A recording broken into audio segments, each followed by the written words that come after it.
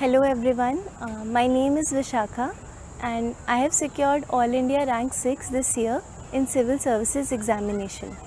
Through this video मैं आपके साथ अपनी जर्नी और अपनी स्ट्रैटेजी शेयर करना चाहूँगी। सबसे पहले तो something about my background and my journey.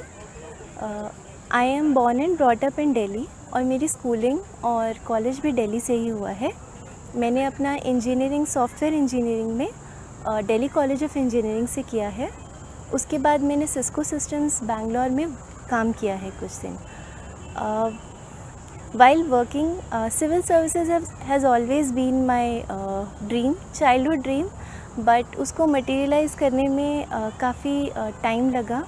As usual काफ़ी कॉमन जर्नी रही है मेरी, जैसा कि सबकी होती है कि स्कूलिंग, उसके बाद engineering, usual IIT JEE examinations and उसके बाद you tend to go for work.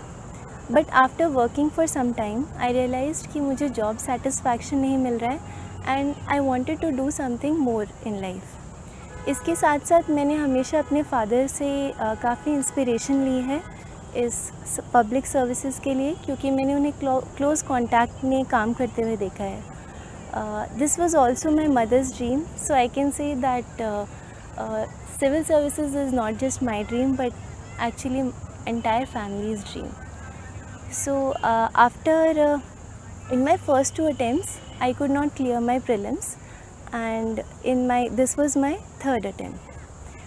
Through my strategy I would like to share मेरी mistakes जो मेरे साथ first 2 attempts में problems रही and what worked for me in third attempt.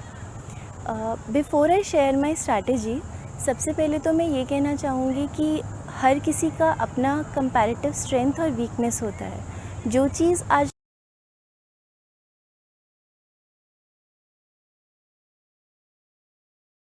मेरा optional था पॉलिटिकल साइंस और इंटरनेशनल रिलेशंस। सबसे पहले कि मैंने ये ऑप्शनल क्यों चूज़ किया। ऑप्शनल को जब हम चूज़ करते हैं तो फर्स्ट फैक्टर होना चाहिए इंटरेस्ट, बिकॉज़ अनसर्टेनिटी इतनी होती है that we have to continue even for 2-3 years. तो इट्स वेरी इंपॉर्टेंट कि हम ये देखें कि हमारा इंटरेस्ट सस्टेन हो सकता है उस सब्जेक्ट में फॉर अ लॉन्गर ड्यूरेशन और नॉट। तो I was very much interested international relations और पॉलिटी में, that's why I choose this subject. Second factor, आपके पास रिसोर्सेज और टेस्ट सीरीज़ कितने अवेलेबल हैं मार्केट में। इस ऑप्शनल की काफ़ी अच्छी गाइडेंस और रिसोर्सेज अवेलेबल हैं, that is also one thing. So these 2 factors are very important while choosing your optional, so we need to take care of that. Coming to my strategy, paper 1 में optional के I think Shubhra ma'am के notes I referred for entire static part and they were good.